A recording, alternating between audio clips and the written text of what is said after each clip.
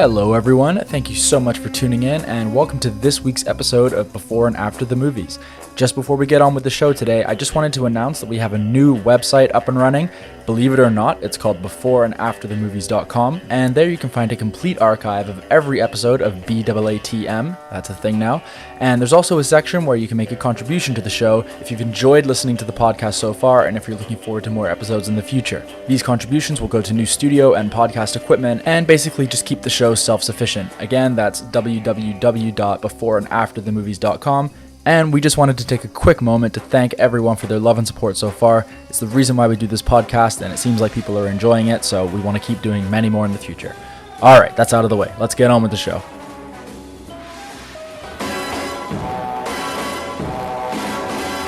Yo, this movie's going to be a 9 no matter what, dude. Oh, I don't know, Anthony. Spectre was very bad. I'm so blinded by inconsolable hype, I don't care if this movie's good or not. All right. That's for hardcore fans. Yeah, I know our producer's going to love that one. Yeah, in the comments below, which two movies were those quotes from? Yeah, DM me on Instagram. Yeah. Ladies and gentlemen, we are on doing episode 27. You know what's great about 27 is this is the official 25th Bond film, but if you count the spoof Casino Royale and the unlicensed Never Say Never Again, this would be the 27th Bond movie. Oh, so I was going to make a joke saying Bond 27, but... Yeah. Because Bond 25. Anyways. Yeah. No Time to Die. Starring, ready for this one? Yep. You want to go back and forth, or I got it all listed here? Yeah, just go for it. Daniel Craig. Anna de Armas. I was going to say her name. Anna de Armas. Rami Malek. Leah Seydoux. Yeah. Christoph Waltz. Yeah. Ralph Fiennes. Yeah. Ben Winshaw. It's just Wishaw, I think. Or is it Winshaw? Maybe it's Wishaw. Yeah. Naomi Harris. Oh, yeah. Luciana Lynch, the new 00. Okay. And fan favorite returning Jeffrey Wright as Felix. Did you say Rami Malek? Of course I said Rami. Yeah, okay. Directed by? Cary Junji Fukunaga?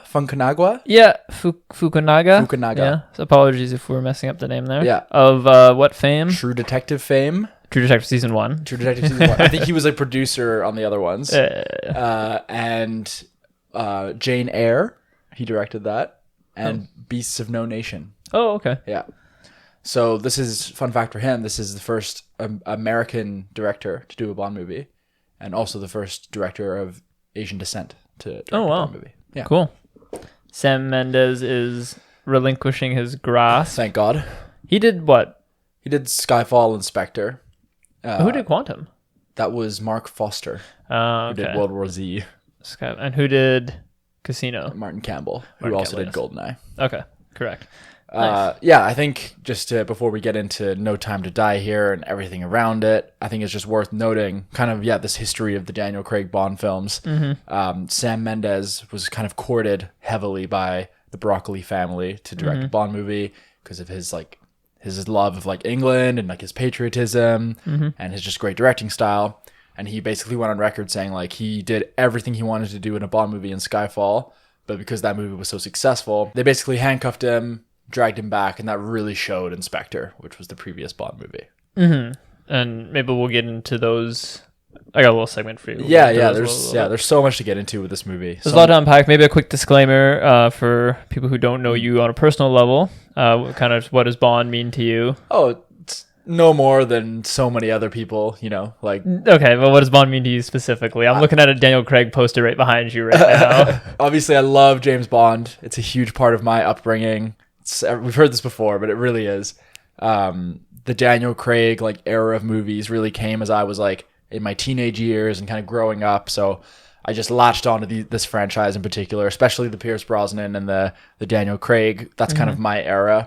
I obviously have rewatched most of the other ones. There's quite a few I haven't seen. I think I've probably seen 17 or something like that. Me and my dad used to watch them back in the day, especially the Roger Moore ones. That was kind of his favorite Bond. So it goes without saying that this is a movie I'm really excited for and one I've been waiting to see for a very long time. You've been waiting to see this for, 6 years? Yeah, something like that. 15 years as Daniel Craig as Bond and 5 movies to show for it. Yeah, he finally did the big 5. I didn't think we'd get another Craig movie I after really Spectre. didn't. Yeah, there was that whole debacle. I think he's getting paid like $50 million or something. Yeah. Well, he went on quote. He was interviewed recently after Spectre. And Yeah. basically like, oh, are you gonna come back? And he like, I reread the quotes and like they were quite dark. It's quite dark. Didn't you say like I'd rather commit suicide? I'd rather or like something? break a glass and slit my wrists. Yeah, it's And kind then of he was weird. like, I've not even thought about it. Like, don't even want to think about it. Who cares? Like, he was saying all this weird Yeah, stuff. yeah. And I think I'm sure it was taken out of context slightly. He's probably just like, Exhausted. exhausted. And I was doing more research, and you always hear like, oh, like this actor is injured on set of like this Bond movie, or any action movie. But it turns out like throughout his tenure as Bond, he has actually had some really nasty injuries. He basically like, I don't know if it was like an ACL, but like in the fight scene with Dave Bautista and Spectre, he like permanently damaged his knee. Oh, really? And had to have like reconstructive surgery on that. Wow.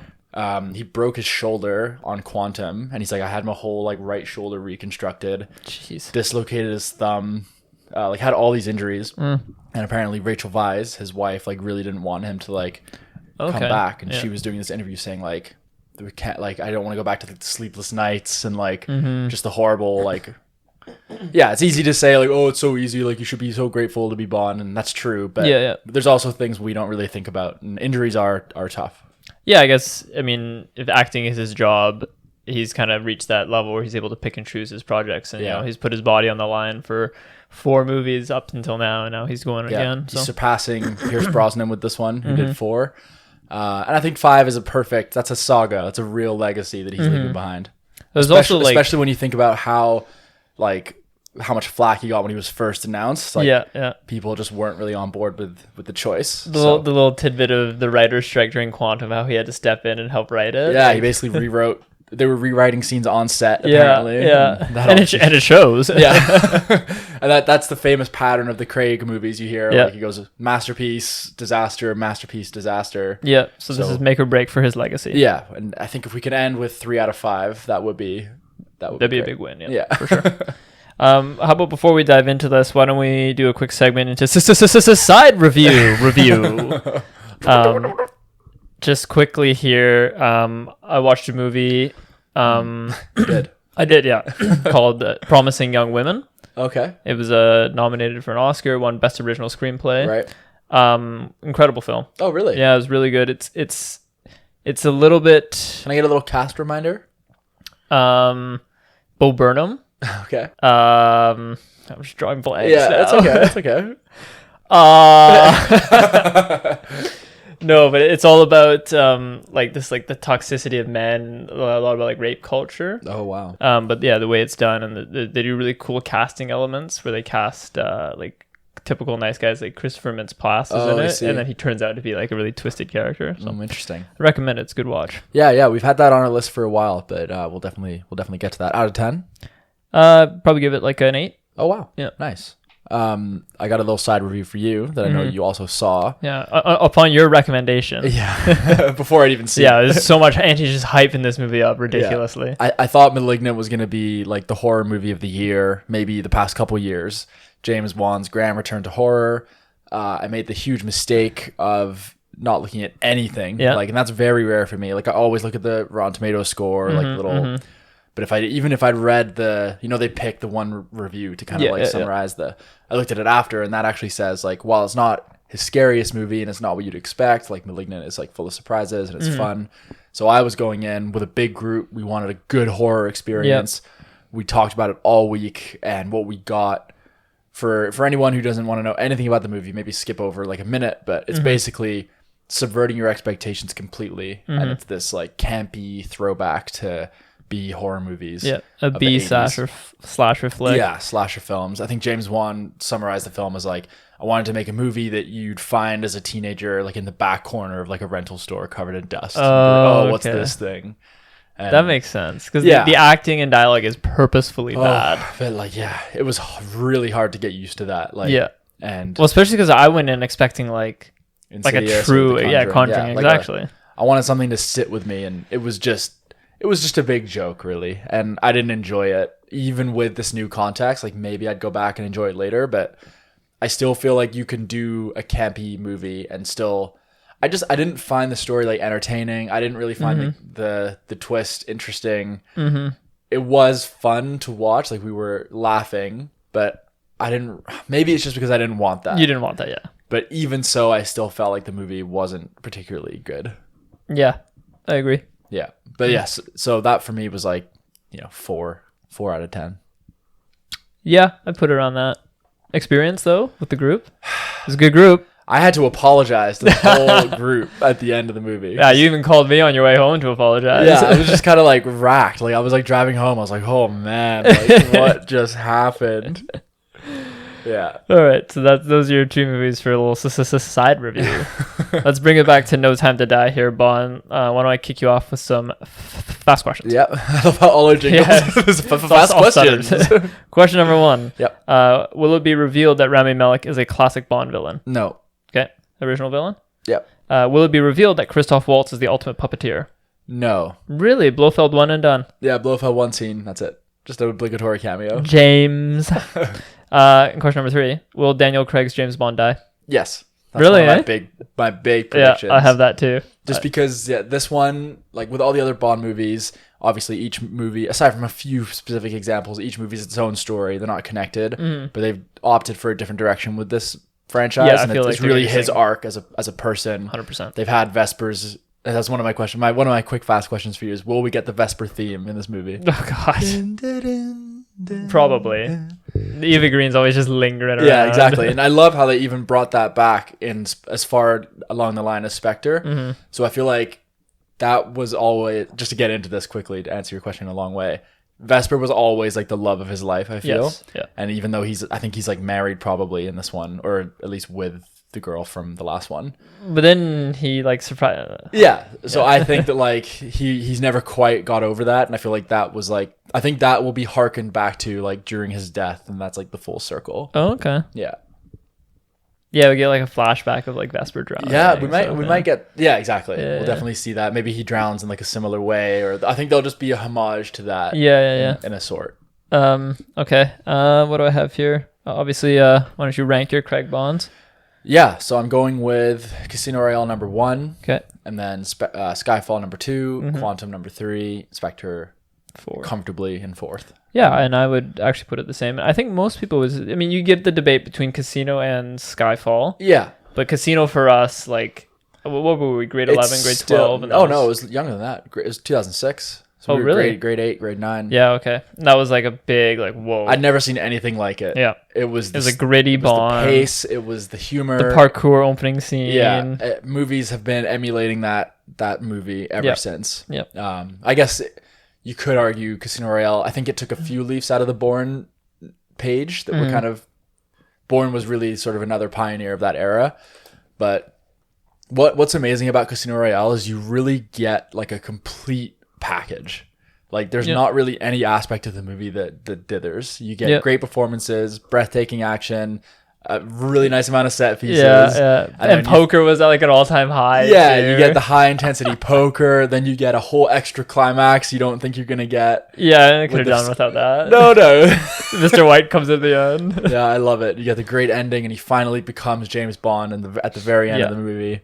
It's just great. It's just such a timeless action film. Great villain. Favorite Bond girls through this. Oh my god. I think Eva Green. Yeah, Eva Green has been the best and hasn't even touched. Like Olga did, like as a character. Yeah, I think Olga was interesting in the sense of like I'm kind of quoting someone else that I saw a review of, but they're saying like that was great because all they really had in common was just they had a very similar goal.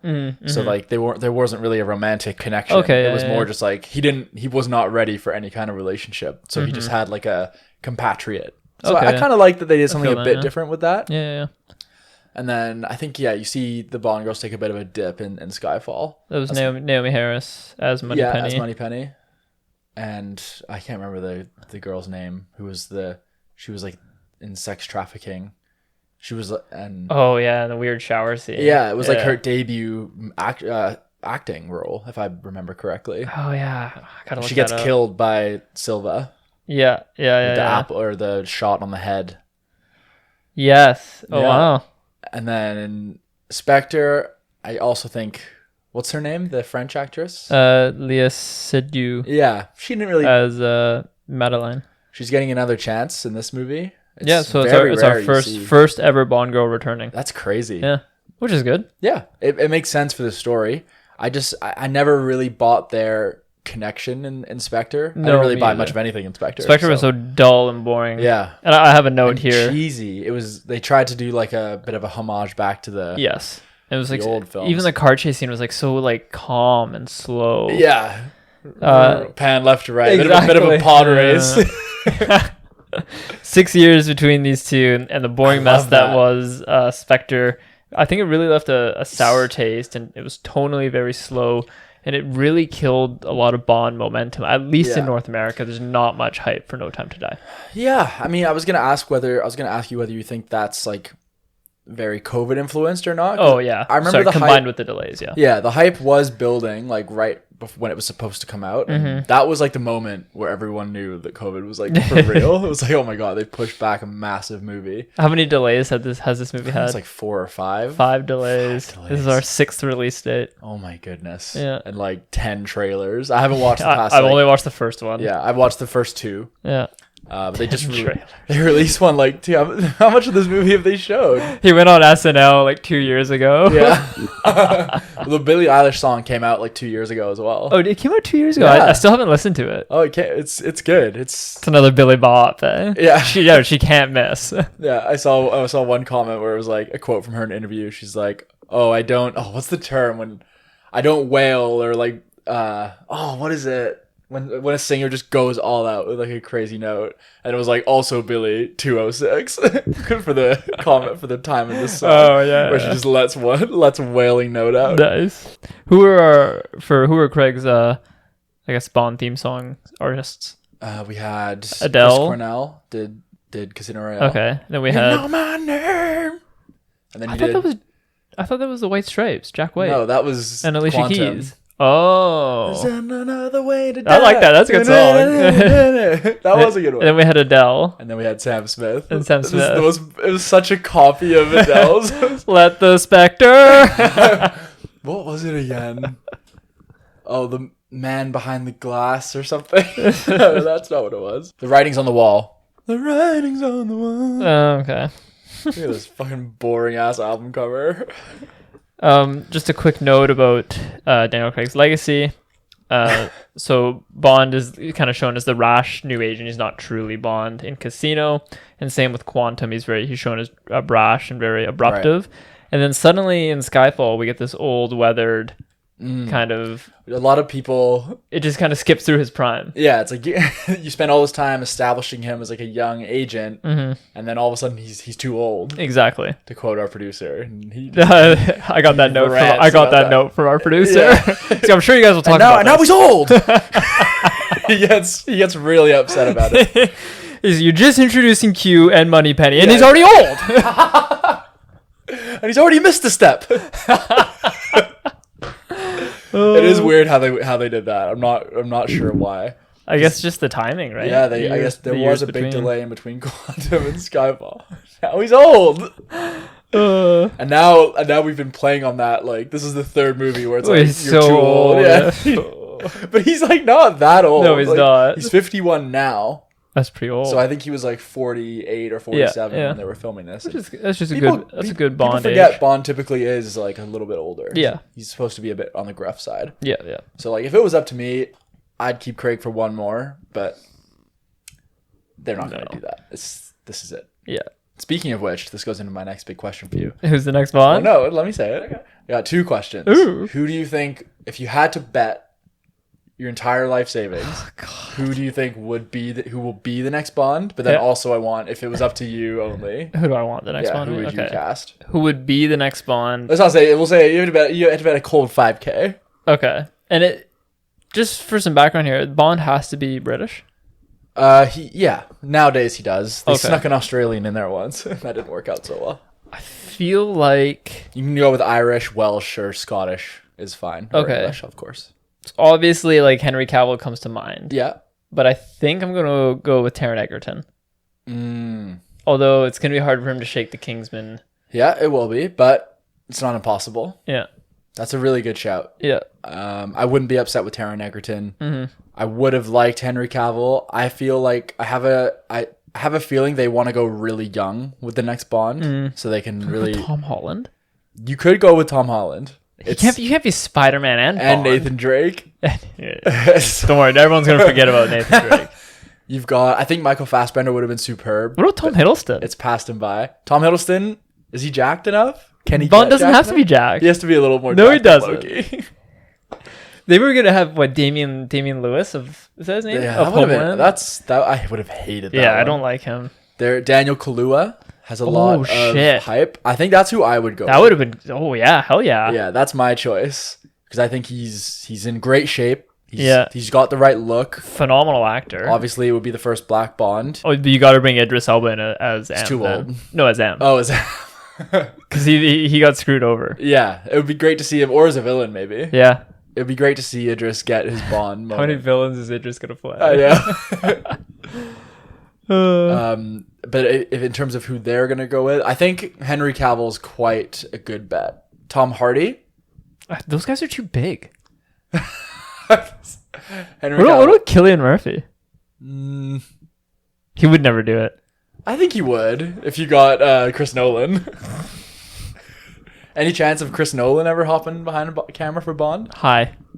Well, after because he does one grounded film. Oh my god, you try to establish all these patterns. It's true, man. Well, his next movie, he already announced what it's about. It's the Atom Bomb. So he did Dunkirk and then Tenet, and then now he's doing Atom Bomb. So what's the pattern? It's like a history biopic. Okay. And then a time bending. Wasn't Dunkirk his first history biopic? Oh, that's what he always does. Yeah, he always does. Ever since Memento. Yeah, but he did Batman, and then he did Batman again, and then... Yeah. Oh, God. Chris Nolan Bond. Chris Nolan Bond with Tom Hardy in the role. Or did Chris Nolan of do what Sam Mendes would have done? With Tenet? Because they're stuck.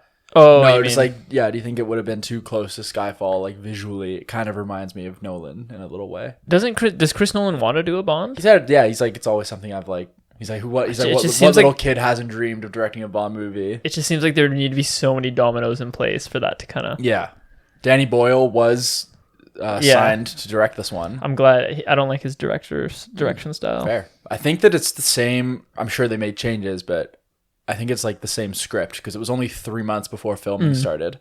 So that's kind of interesting to see what we would have got if Danny Boyle was behind the camera. But I just remember that one episode in True Detective, the long tracking shot. Yeah.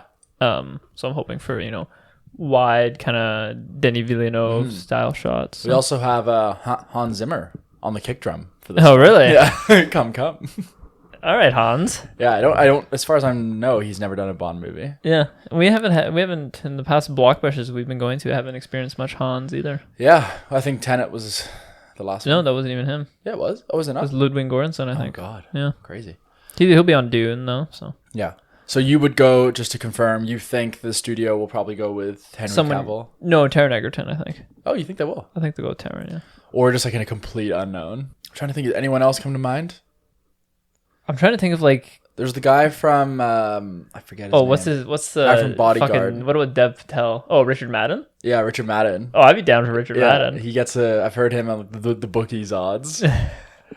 Dev Patel, I don't think so. Yeah, he blew it with Green Knight. Yeah, he did. Okay, let's get into some more questions about the film here. Sure. So the classic line, we all have our secrets, we just haven't got to yours yet. So what brings Madeline, Léa Seydoux, back into the fray? Because he seems kind of surprised when he sees her. Are we in another Vesper double agent type thing? Oh, well, I interpreted the trailer different. Okay. I thought that they're together at the start of the movie, and then something happens that makes it seem like she betrayed him, and then he sees her back at MI6 when he goes there, and that's why he's like angry to see her. Yeah. But I think they're together at the start of the movie. That's my theory. Okay. I think they're living happily. I think they're married. And then something happens?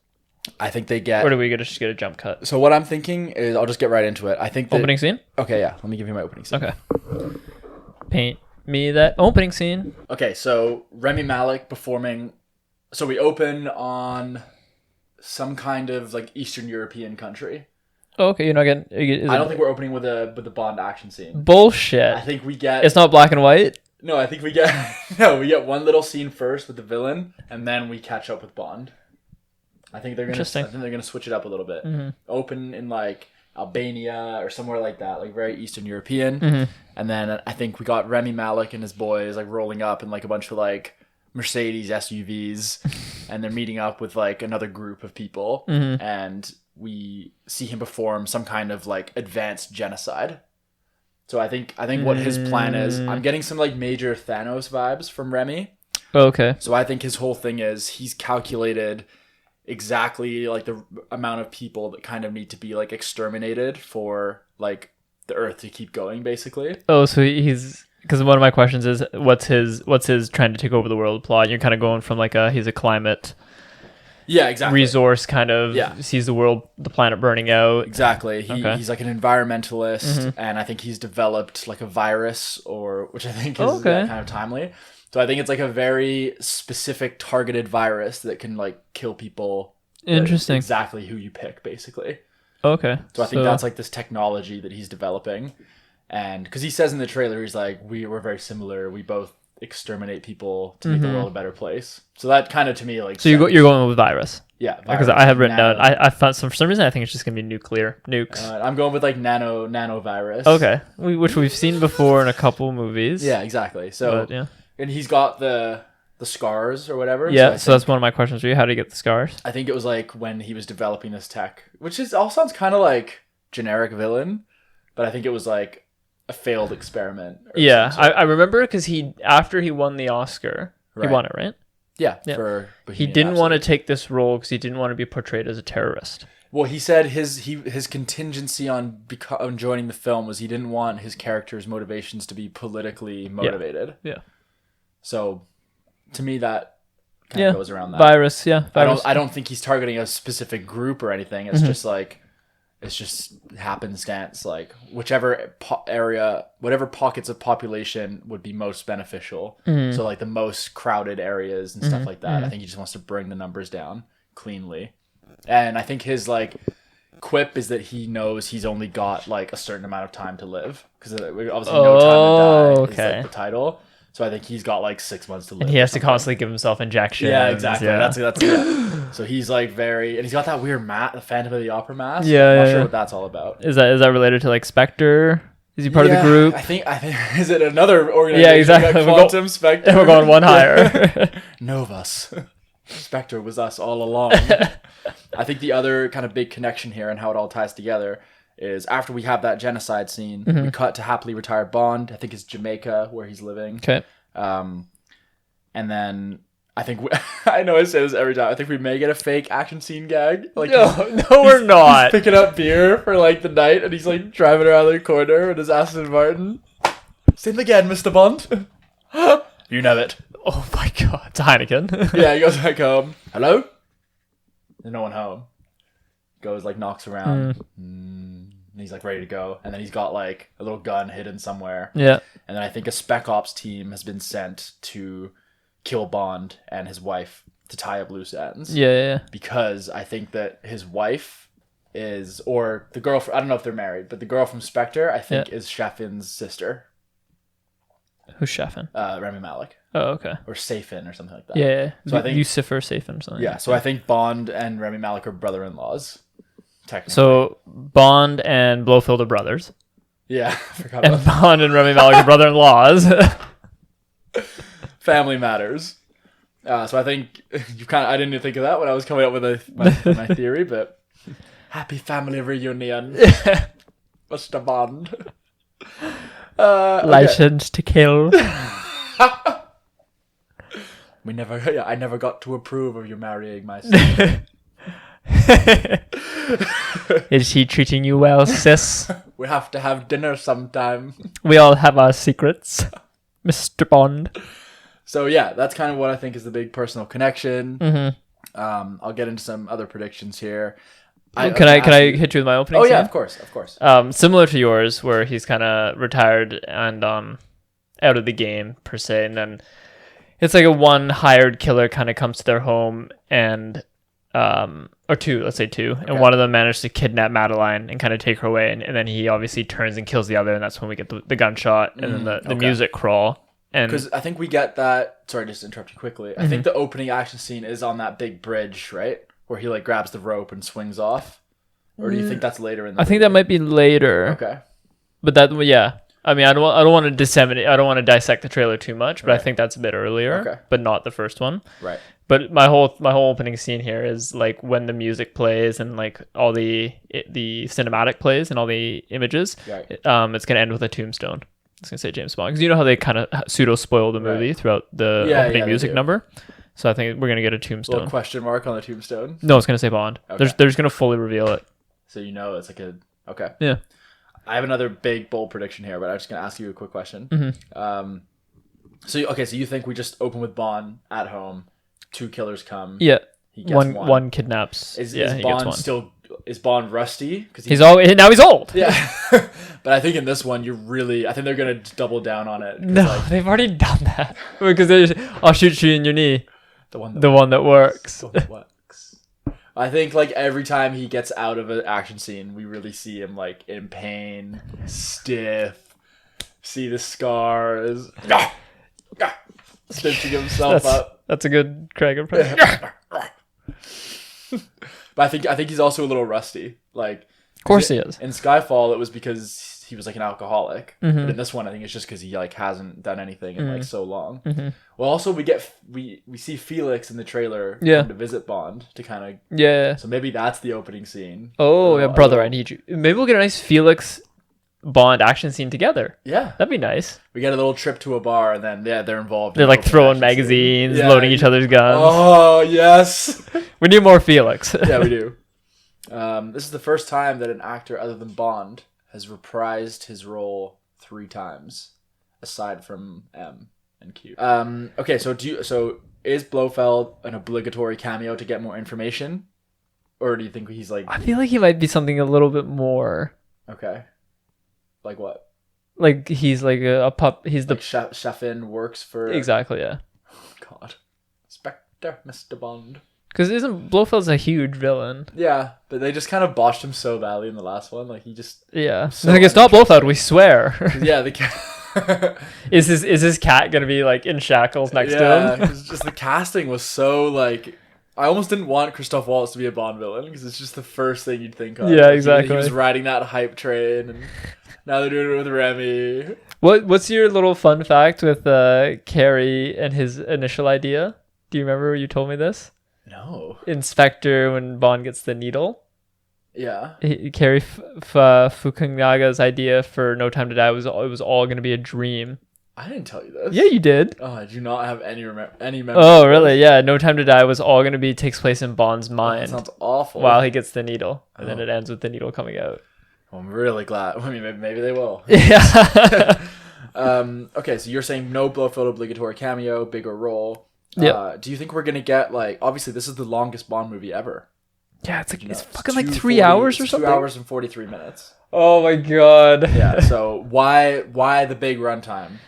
You think it's because we get tons of action, or do you think the movie's a bit lighter on the action? Well, like just based on the trailer, like there's so many because we have the new 00. Yeah, I think she's 007. Yeah, she's taken his. She's the new yeah. And then like Anna de Armas' character, do you think we're gonna get more than just an extended cameo for her? Is she gonna be that Bond girl that kind of is in like 4 scenes, or are we sticking with her? I think Paloma. Because he says there's someone I want you to meet. I think Felix introduces her. Oh, okay. So I'm not sure how this seems like a very big. And she looks like a bit of a badass too. Yeah. So she's either like another agent for like another secret service, or I don't know. I think she dies. I think we get like a brutal death scene for Anna, like a nail gun or some shit like that. I think she's another agent, but yeah, I could see like a nail gun. Yeah, like quite a violent death, or like a chainsaw or something. From Rami Malek? Yeah. Killing those who get close to you. Or a little throat slit maybe. Or, okay. No. Or he injects with the virus. He's like, this is what it does. Let me show you, Mr. Bond.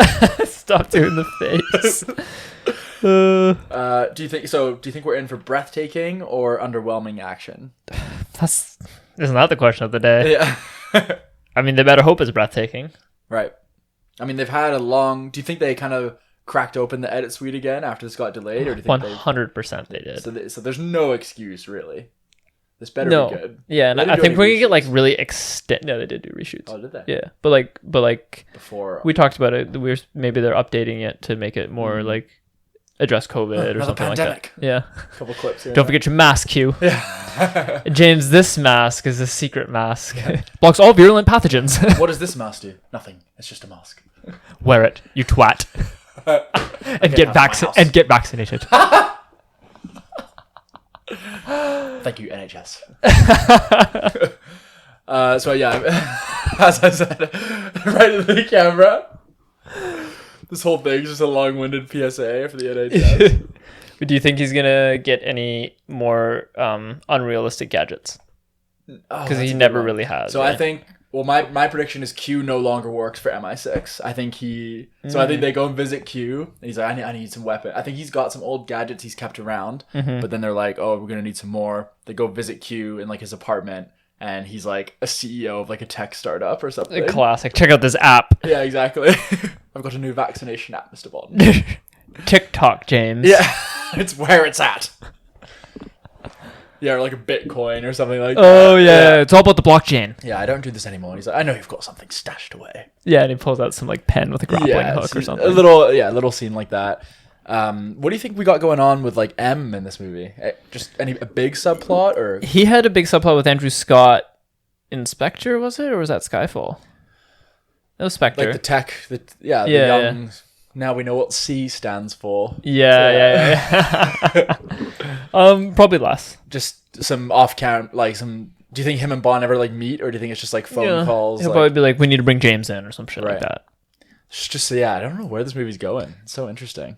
Yeah, like what brings him back in? Yeah, like why is he useful to this? I think it's only because he's tied to... I forgot her name again. Madeline? Leia Seydoux? Yeah, I think it's all just to do with Madeline. Like, she's much more tied to the plot, and then he's basically like, well, I'm going to get myself involved. And I also feel like Felix is... It could be... Okay, so here's what I'm thinking now, actually. I think it starts with, like, a minor... like, a more minor mission. Like, maybe Felix is like, hey, like, I need you, like, for old time's sake, to kind of, like, help me with this, like, one thing. And then that kind of, like, starts to unravel a deeper plot. And that's when I think Bond might seek out MI6 and be like, I need to bring this. Like, he makes a discovery. He's like, right, I've passed it off to you now. I'm going home. Yeah. And then M just kind of like gives him like a look or something. Or they partner him with the other 00. Yeah, exactly.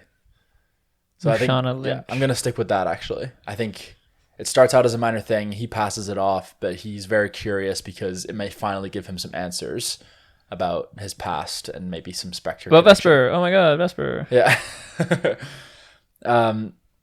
So yeah, I'll say Bond has been preparing for a moment like this and has kept an array of gadgets, weaponry, and of course a nice vehicle. We see the bulletproof Aston Martin in the trailer. Yeah, sorry, just a quick note. It's Lashana Lynch, not Lushana Lynch. Lashana Lynch. Yeah. I say Bond will mostly be operating on his own, but will be given under-the-table assistance from the new 007 and MI6. So no, I'm scratching that prediction. Chaffin has stolen some equipment from Blofeld, and that's why Bond visits him. But also, he knows Blofeld has information about his wife. Yeah.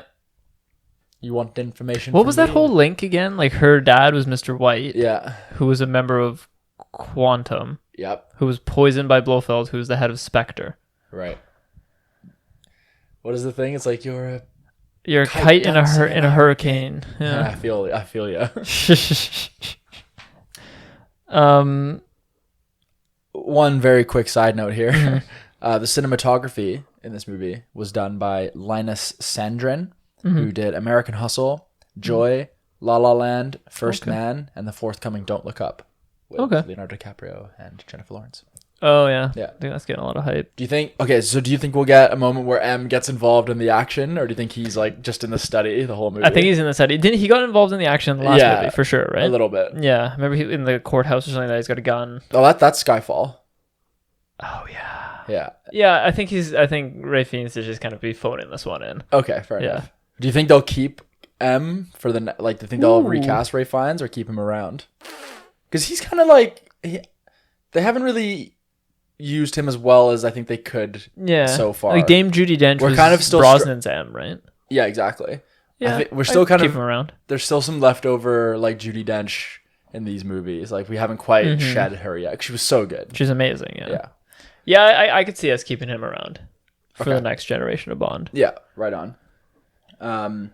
Yeah, so I think Bond will lose his final battle and like need to accept that like he needs help from other people. So I think the new 007 will kind of like be like come at the last minute and like save him, which I don't really love because I think this should be like Bond's story. I think she'll save him kind of midway through the second act or third act, but then the climax will be Bond. Bond doing back. So do you think he sacrifices himself at the end, or do you think he sustains like a big wound in the final battle and then he just kind of like bleeds out? Maybe it'd be interesting if he got a pretty like, I know this would never happen, but to give him like an unceremonious death, like he just gets killed. Yeah, exactly. Because like everyone kind of looks over, and in these movies, Daniel Craig's Bond, like he's a bit of a piece of shit. Like he never shows any emotion. Like except when M died. Yeah, exactly. Yeah, but like everyone always like the people around him always complain. Like he steals Q's car and shit like that. Like he's not a good person. No, not like really. No one really empathizes with him. He's cold. He's very cold. So having said that out loud, now he definitely has to do something redeemable. A big heroic act for us to feel his death. Right. Yeah. Do you think like maybe like a flooding or like? You think you're really pushing that drowning? Eh? Yeah. Yeah, that's what I'm going with. In like a cage, kind of similar to she was in the elevator. Remember, like the yeah. So I think we'll get like a homage to that scene. Okay, maybe like an ambiguous, like he goes into a burning building, doesn't come out. Okay, post credits or something like that. Bill post credits. Daniel Craig will return. Sign a new 5-film contract. So I think another wild card prediction, just as we kind of wind down here. I think that we may somehow see Bond having a child in this movie. Okay. Whether it's like after he's dead, you find out that like Madeline is pregnant, maybe. So it's like the legacy of what do you call him? James Bond. Baby James Bond. Yeah. Jimmy Bond. I think we may, or maybe that's the twist they've been keeping from the trailers the whole time. Like maybe they already have. They already have a child. Yeah. And that's what brings him back into service. Yeah, exactly. Okay. They kidnap his baby. Okay, Fast 9 or Fast 8. Yeah. Yeah. So that's my other kind of like last wild card prediction here. Are you excited to watch this movie? Yeah. The hype. There was like a time where I was like going through a real sulky phase, and someone asked me, I was like, "Oh, I don't even care anymore. Like I don't care." Obviously, I do. We're obviously recording this one a bit differently than normal, so I'm not seeing it for another week. So right now the hype is a little low. Yeah. But I'm sure when those lights go down, when I'm on the way, and it's like no one can delay this movie for me anymore. I'm sure the hype's gonna be there. That's good. Yeah, I'm pretty. Am I excited? Like I remember I didn't watch Spectre in theaters. I actually just watched it like last year. That's crazy to me. Because I remember you and the crew went and watched it and just said it was bad. Yeah, it was bad. Plain and simple, just a bad movie. Yeah. I think I saw it twice in theaters. Wow. I was like, maybe there's like more to like in this. It does have a few good scenes. The fight scene with Dave Bautista is really good, and that is pretty much it. Now I'm thinking about it. Yeah. So yeah, I'm hoping to get a nice. I think Craig deserves like a nice grandstand finale. I like the runtime. I think it just needs to be more exciting compared to Spectre. I agree. Right? That's what Casino had. I just like more moving. Like let's have it because Skyfall had that. You know when M's reading the poem that her late husband wrote. It's like one solitary man, and he's like cutting with him, like running to like stop the bomb. Yeah. I want that level of like impact. Intensity. Yeah. Spectre didn't even like try to do that. No. Yeah, it was just so slow. And then just to finish off here, like where would you like to see the Bond franchise go next? Like would you? Because let me tell you where I'd like to go. Yeah, I don't really have an answer. Like my answer would be like take a bit of a hiatus and then. Yeah, let's take like a 4-year break. Yeah. And when we come back, I think we should go with a World War II era James Bond. So like the Kingsman. Yeah, pretty much. Taron Egerton, Ralph Fiennes. No, I think we should go for like a pre-war. So like we're kind of building up. We do like a little 3-film arc. So he's like assigned to like the Secret Service during the war and has to like infiltrate like Germany or something like that. Okay, yeah. Let's just do something different because we've done the modern day thing. Yeah, we could go back to I could see them doing like a 60s era, but I think like let's leave this time era. Let's go really young. Yeah, I like the idea of going to World War II. Yeah, I think that would be really cool. Maybe will we get a Pierce Brosnan cameo in this movie? No. My name was assigned to you after. Absolutely not. That's always been the twist. People are just wondering if it would ever happen. James Bond's a code name and not an actual shared universe. You think Ethan Hunt makes a cameo? Yeah. James, move your ass. All right, well, the rest is on Daniel Craig and the crew for No Time to Die. We've got 2 good movies, 2 bad movies, so the legacy is resting on this 2 hour and 42-minute masterpiece, question mark? Yeah, a magnum opus, yeah. If I will. Yeah. And I think, I mean, we all want it to succeed. Yeah. So let's see what it's got for us, and we'll see you guys in 3, 2, 1.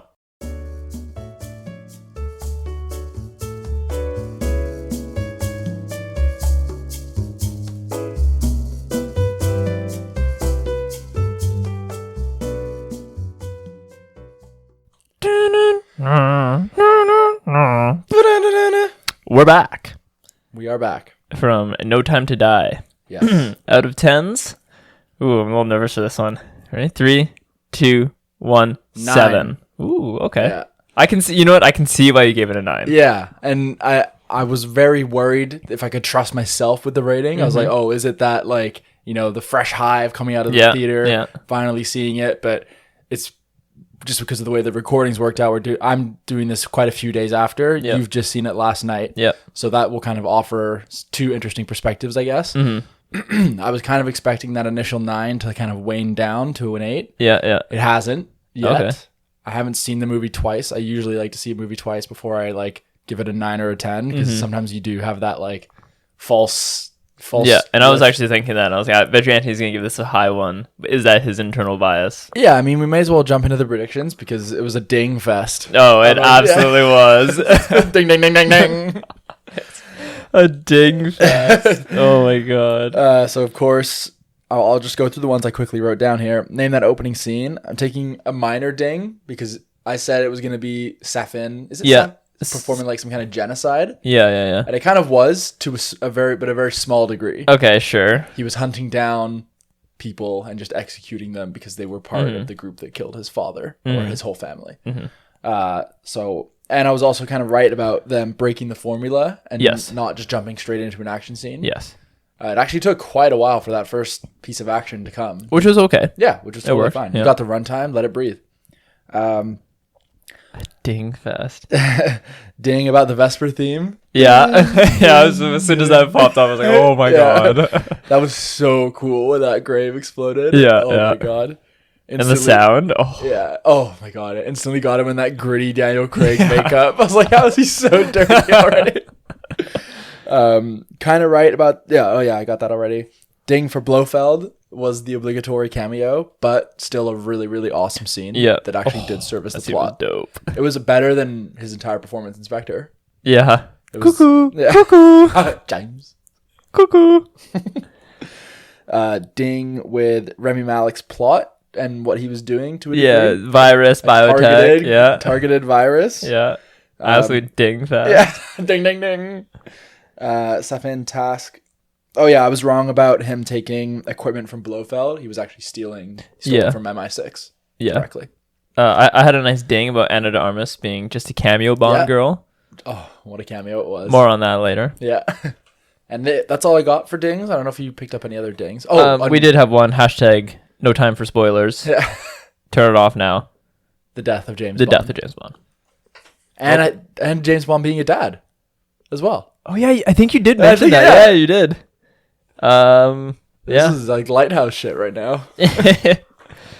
Okay. Let's get into it. Yeah, why don't you kick it off because you've seen it more recently. Sure. So I had a tough time wrestling with my kind of kickoff statement here, but I have and I scratched out beautiful, but I haven't replaced the adjective. So we'll stick with beautiful. Quite a beautiful movie with some great highlights, emotional moments, but not without its flaws, glaring or otherwise.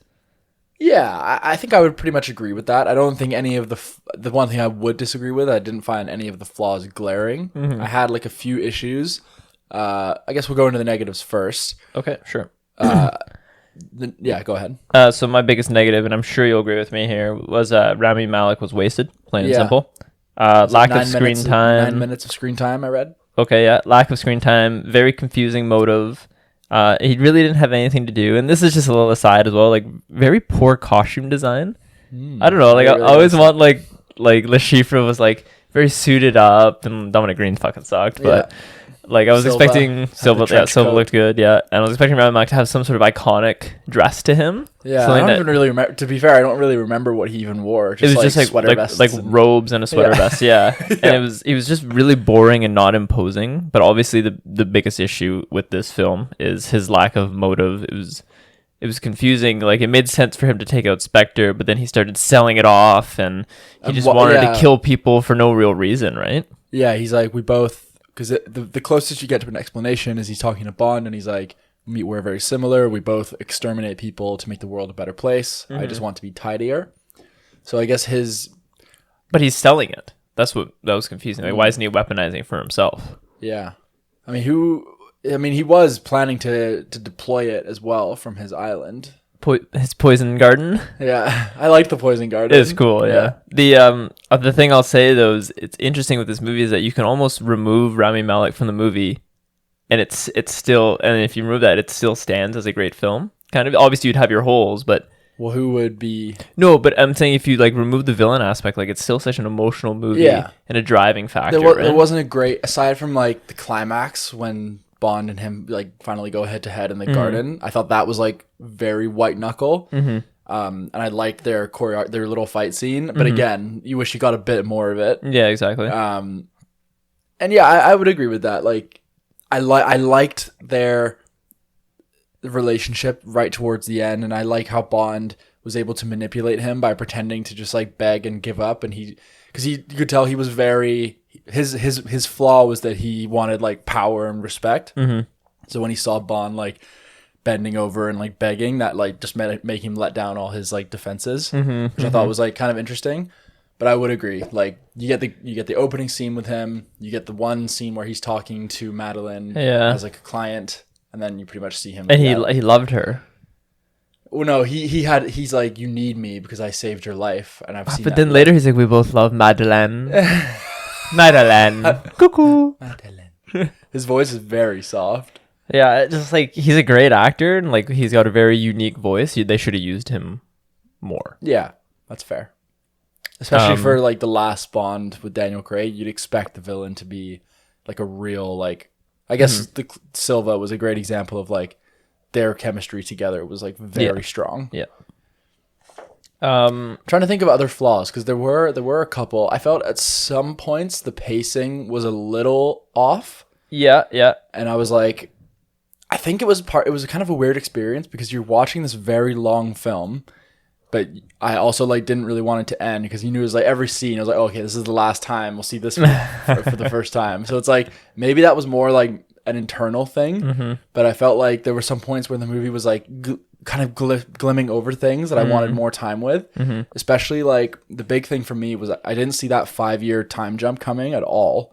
Oh, really? Yeah, like not 5 years. Oh, I kind of expected it. That's a long time. I didn't think we'd get to like see how much time it was. I thought we would just like, you know, next scene Bond is like doing something else. But to drop that kind of 5 years later on you, but not really do much with it. Like we didn't see how Bond has changed over those 5 years. Like it kind of seemed like yesterday that stuff happened. Yeah. So I was like, oh, if we're going 5 years, let's like double down on like, because he was too old in fucking Skyfall. now he's old. Now he must be like, you know, in the Bond timeline, he must be like mid to late 50s. So I would have liked to have seen that played with a little bit more. Like we didn't really see him like showing that the years have like taken a toll on him, which I was hoping to like get more of that. Even though we got a lot of it in Skyfall, like because it's the last one, like now's the time to really go for that. Yeah, like a huffing and puffing scene. Yeah, exactly. And just like stiffer and like, but they didn't really touch that. Another one of my complaints, and this one is obviously not as large as Rami Malek, but Ana de Armas nailed it, but her cameo scene just seemed a bit jarring. And I had to read into it a bit. Apparently, Daniel Craig was talking to, was it Cary Fukunaga? And he's like, you know, I worked with this girl on Knives Out. We should get her in. So they just kind of ham-fisted this scene for her. And that's why her little, like, I've only been training for 3 weeks. That's a little tongue in cheek. Oh, She was only gun training and choreographing for 2 weeks or so. I mean, it was just such an amazing scene. It was great. Like, I was like, okay, when's she coming back? Because they have undeniable chemistry. They do. I thought she was gonna come back later in the plot, and it was kind of, I wouldn't really call it like a negative. It's just kind of like a wish. It would have been great for her to like come back later in the film or have like a bit more consequence. But I mean, if it didn't work for the story, there's no point in like forcing it. Yeah. And I felt like the movie had enough going on already. There was one here that, so this is a positive. The score for me by Hans Zimmer was probably about a 10 out of 10. Yeah. It was incredible. But to that note, it did feel that it would often just cut short just before it crescendoed. And it felt like a lot of scenes would suck the momentum out. Even like the iconic scene at the end there, it was like, go, go, go. And then it was like, okay, slow down.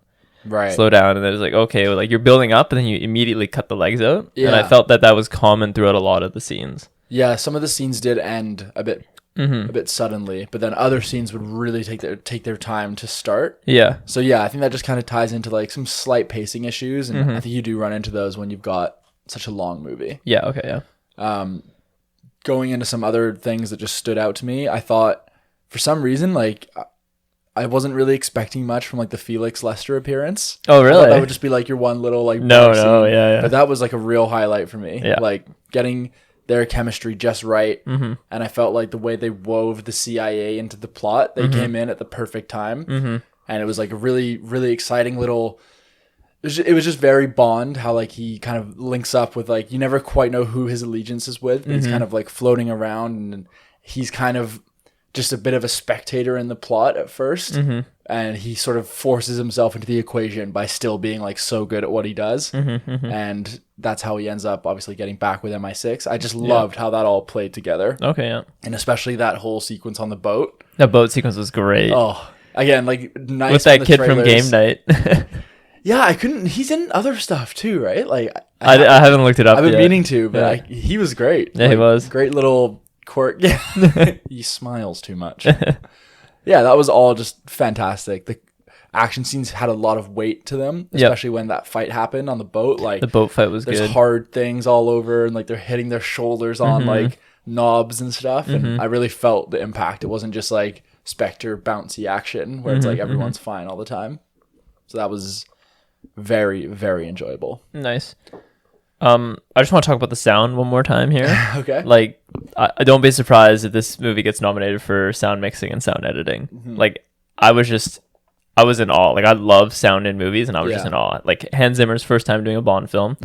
But even, like, the bullets and stuff, like, they were just, the bullets packed such a punch. They did. But yeah, Hans Zimmer was so good at crafting tension and kind of guiding certain emotions through in certain scenes. Because this is an emotional movie. With, it really is. And you see Bond change. Yes. You really feel the effects of like what this journey, like how he's grown as a man. And there were a lot of people that were very concerned when the trailers were coming out because they're like, oh, Bond is just like, this is like a Me Too Bond, and he's just been like reduced to a punchline.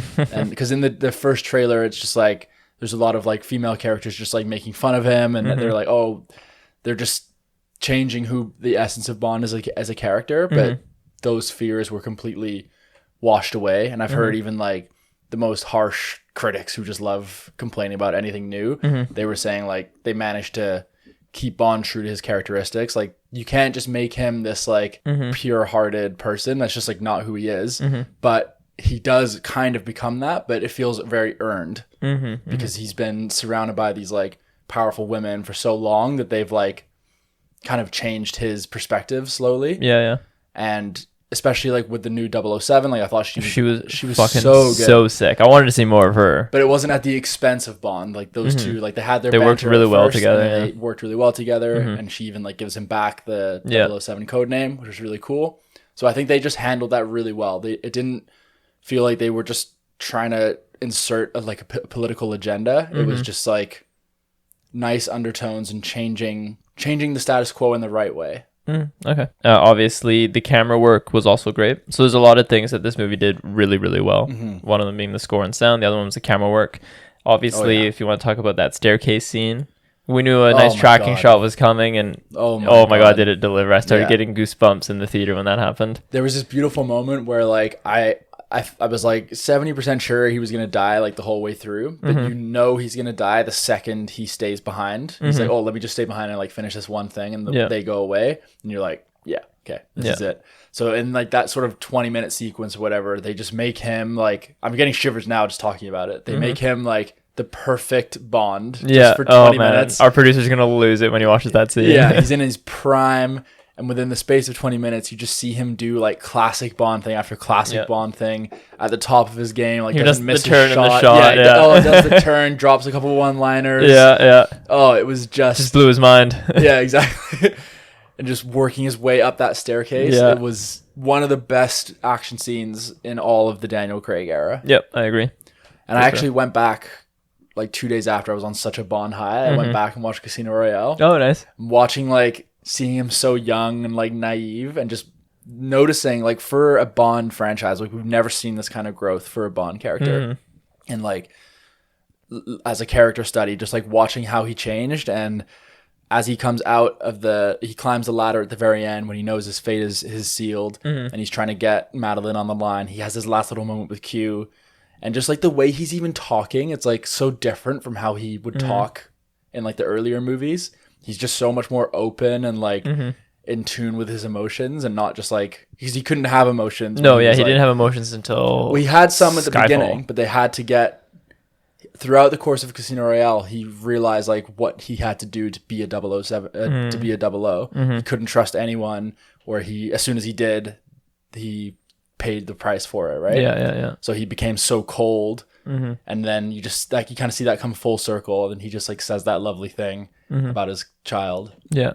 And it's just such a great completion of an arc. It was beautiful. Nice, well said. It was pretty cool, the whole like how he got the nanobots, let's say, of Madeline and the child on him. Yeah. That was like, she's like, what is this? And he's like, insurance. Yeah. And it was. Yeah. Sweet. Rami Malek did win in the end. That arm break as well. Yeah. That was rough. It was. What do I have here? Oh yeah, the MI6 crew, so Q and Moneypenny, they had and M. Yeah. They had so much chemistry. They did. They were just, it was banter all the time, and it felt so natural. I really enjoyed that. Yeah, just like how they brought all those core characters together for this mission. Like they all had to kind of work together and like bounce ideas off of each other. That was really nice. And I thought this was the first time where we got a real relationship between Bond and the new M. Like their relationship is a lot more professional than it was with like Judi Dench. There's like respect there, but they're very Bond. It feels like it's almost M competing for Bond's respect a little bit. Like he feels like he has to earn Bond's trust all the time, like with his decision making. So like that relationship I really enjoyed as well. Like when he keeps making the jabs about him like drinking constantly. Yeah. Like, that was just the desk did not change. Yeah, exactly. Right. Well, I thought Ralph Fiennes did a great job of being this like stress. He was so stressed the entire movie. He just looked so disheveled. Yeah, he did. And yeah, it was. I thought they gave Q a lot to do in this one as well. Thankfully, yeah. Yeah, exactly. That whole scene where they go visit him in the apartment. It just, I was just glued to the screen for like all those sequences. What else do I have here? Oh yeah, the Misty Forest scene. It seemed a bit random about how we got there. It was like there was like 17 cars in a helicopter chasing them, and then it was all quiet and we're in this Misty Forest. Okay, I'll let that slide. The forest scene alone, though, as that, it looked so good. It looked nice, and it was cool to see him kind of using the environment, a natural environment using kind of his thing. Smarts. And then pushing the car down on the smiley guy. Yeah, smiley guy. Leia said you brought her acting chops. Yeah. She brought so much emotion. I liked her a lot more in this one than I did the last one. Yeah, for sure. I think they actually made her a proper character in this film. Bit more camp in this movie. The whole poison farm, secret base. And less than Spectre. Well, when Q's like hacking, it's like, you have access Blofeld's eye. Yeah. Like it's just like, that's Bond. That's silly, right? Yeah, exactly. And I didn't really expect them to touch on Spectre at all. Really? Not really. Like I thought maybe like a little nod or whatever, but I didn't think we were gonna get like another Spectre meeting. I didn't think it would go to that extent. But they wrapped that up really well. It was a good way of quickly, everyone's dead. Yeah, but it made sense. It made sense with the plot reprogramming the DNA. And it was a very like layered movie. Like it was quite complicated. I wasn't just like completely. Well, I feel like most of Craig's Bonds are quite convoluted and complicated. Exactly. There are a few moments where I'm like, wait, like who's who? Like whose allegiance is where? And that's kind of how it should be. You shouldn't just kind of get it immediately because otherwise there's just not enough going on. So I'm like really looking forward to seeing it again, and I'm sure I'll like pick a few things up I didn't the first time. It's layered. It was made like that. It's an extras reference for anyone. Okay. It's Ben Stiller talking about dodgeball. He's like, what am I going to do? Pop on dodgeball again? He's going to laugh. He's going to see things he didn't see the first time. It's layered. It was made like that. But yeah, it sounds like we're just kind of, riffing positives. There's not been a ton of structure. No, I mean, obviously the biggest negative is this whole villain arc. And I think it's because they definitely prioritize what you talked about, kind of this changing and emotional growth of Bond. Yeah. And then they had to kind of slip in a villain there. And that was lost. Yeah, like he doesn't really learn his name until like over halfway. I mean, through. like what other action franchise or movie could get away with having such a poor villain, and you're still giving it a 9, right? Right. I mean, I don't think the villain was poor. Like I enjoyed his screen time when it was there, and I'm all for like they kind of went for a bit of the Hannibal Lecter route where it was like he's not in the movie much, but his presence is like definitely very felt. Was his presence felt for you? I'm not comparing him to Hannibal Lecter. No, okay. So I think that's what their angle was. Yeah, okay. It was like let's just have him like come in a few scenes, but when he does, he really pulls your attention. And I did find that to an extent. Like I thought he was really good in the opening. Yeah. The mask was like very imposing, scary. Yeah. Yeah, and then I liked how he like was able to just get in Madeline's head, even seeing her all those years later. He's like, I completely own you or whatever. I've seen that look in your eyes. So I was like, okay, this guy is like really about like possessing people. He's got that kind of like flaw to him. And that was ultimately his downfall because Bond played into that.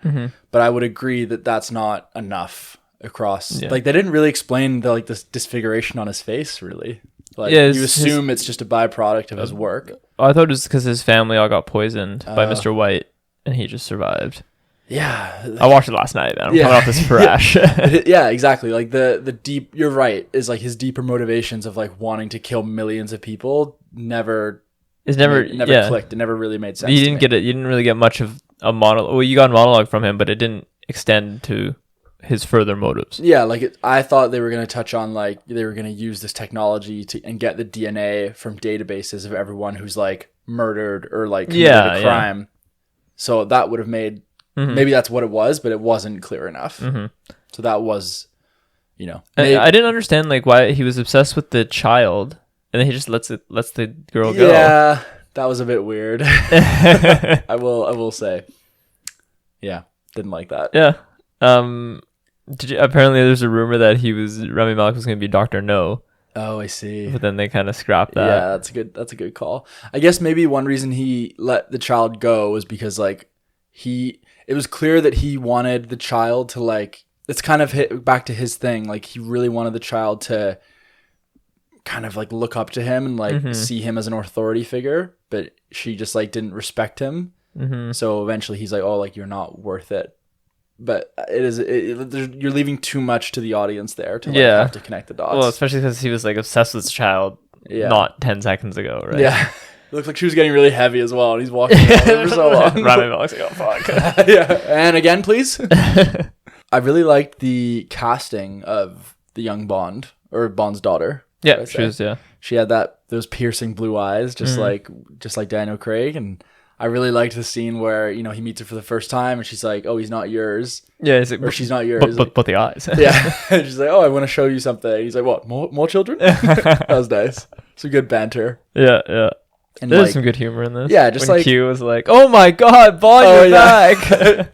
Oh, please, Q. I know he's been staying with you. Yeah, that was very good. I haven't seen you in so long. And this movie really, it knew when to take like time to breathe. Like I never really thought I'd see Bond making breakfast for like a child in a Bond movie. But it's like interesting seeing this cold-blooded killer in all these like new scenarios. And they're still finding, 25 movies in, they're still finding little moments to like do fresh things. Like I don't think Bond has ever died before. Yep. As far as I know. I don't think he has. Very confident. So like that was a very bold move, and it really cemented like a 5-movie epic saga that each one was a sequel. We've never seen that in Bond. We've never seen Bond have a child before. We've never seen Bond die before. We've never seen Bond open up to this degree. We've never seen him make like such a moving hero's choice at the very end. So overall, I just feel so much more emotionally satisfied than I thought I would. I thought I would just see like a fun movie, and I was like, if he does die, it's gonna be like a little nod to like, oh, is he really dead at the end? That's what I thought too, but no. They just went for it and like really closed the chapter. So I like really respect yeah, I'm glad they went that route. Do you want to rank your 5 Craig films? Yeah, I do. Okay.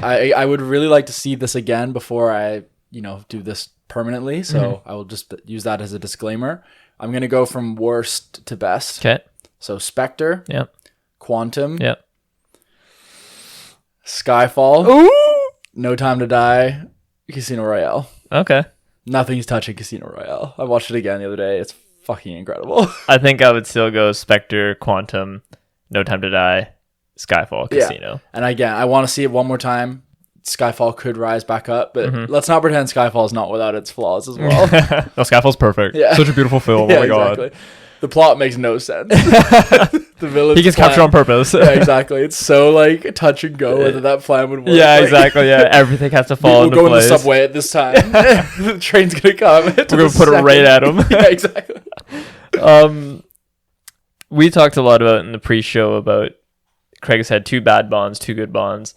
Oh, I think you already know the answer. Okay, yeah. So does this solidify his legacy as the best Bond? Oh, for me, like absolutely. I'm not. If someone's gonna sit there and be, oh, Roger Moore, you do have a lot of kind of recency bias. Yeah, you are of the younger generation. Yeah, it's my Bond, and other people have their Bonds. So, like, I'm never gonna try and convince someone that Daniel Craig's like better than Sean Connery or whatever. But for me, I think even the most diehard like Sean Connery or Roger Moore fan or Pierce Brosnan fan couldn't deny that this movie had the most, or this Bond had the most emotion, the most cinematic integrity, the most complexity. I'm curious, what did your dad think of this one? He loved it. He gave it a 10. Really? Yeah. Huh. He gave it a 10 out of 10. Wow. Yeah, like I haven't heard anyone like not like this movie. I've heard some people be like, oh, like I thought it was decent. But, yeah, and I put myself in that camp. I thought it was pretty good. Yeah. Yeah. In terms of just like its emotional conclusion, I think that was what it nailed more than I expected. Yeah, and I think Bond fans, or Bond heads, I should say, are gonna like it. Yeah, it's got something for everyone. It really does. But I think people of your Bond pedigree will like it more, and your dad. Yeah, exactly. So yeah, I wrote down it's a bit of a convoluted plot that is spread too thin when it doesn't need to be. Like, you have this runtime. They did use it to take breaks in the pacing, but obviously they could have given, a villain more time and kind of grown that aspect of the film. But for such a long movie to have such an underdeveloped villain, there's a bit of a balance issue. But they obviously definitely focused on emotional growth for Bond in this kind of send off for him. Yeah. And I think they wanted to give more time to the supporting characters, like the M's and the Q's, because my thinking now is, like, having seen this movie, I don't think we see those actors again. Really? I think if they may keep like M around for whatever they do next, but I think it ended so conclusively that I think that they're just gonna rip up the book and start again. Gary Oldman as M. Yeah, something like that. Or like, all right, so just before we wrap up, if you were in charge of the Bond franchise, aside from like the casting, what direction do you asked me this in the pre-show. We're going World War II. I don't think you ever really gave me something though. Like, if it was just up to you, you're the gatekeeper. Would you keep it modern day? Would you go 60s, 80s? What would you go for? Like, I almost wonder if there's a subtle push to kind of bring back the campy, futuristic, gadgety Bond. Just go really like fun and just go really fun and like bring in a lot of humor. Bring in Joss Whedon. No, thank you. Bring in one of those brothers from like 21 Jump Street. Fuck. Oh my god, what are they? Phil and Lord Miller. Yeah. Animated Bond. Phil and Lord Miller. So Channing Tatum is the voice of James Bond. MGM has been sold to Amazon now. Yeah, but Universal's distributing, right? Oh, okay. So, but are we gonna get the Bond Amazon original series? No, maybe like Q or something. M, the prequel series. Oh my god. I don't want to see that. M, the prequel series. Madeline. Commanda, or yeah, just call it 007 and have it be with the new Bond. Lashana Lynch. Yeah, Lashana Lynch. Yeah, that could be good. No. Yeah, I mean, all in all, I gave up my wrap-up sentence. Do you have a final send-off here? I think it's a great conclusion for the Daniel Craig. Thank you, Daniel Craig, for everything you've given me personally. You've been a sensational Bond. You defied people's expectations. You were brave to go ahead and do this. And if you think back to 2005, just like the animosity and like the hostility people had towards this whole idea, just a great example of like society en masse being proven wrong. He's too short. Yeah, he's James Blonde. Like, no, thank you. And just watching him come around and like win everyone over and get the send off that I think his earlier films deserved. Yeah. Which is like a really like nice moment, and I think I maybe even shed a tear towards the end. Nice. All right then. Well, we'll be back soon. That was quite a long episode. Yeah, I hope you enjoyed this episode, and we hope you enjoyed No Time to Die. Yep.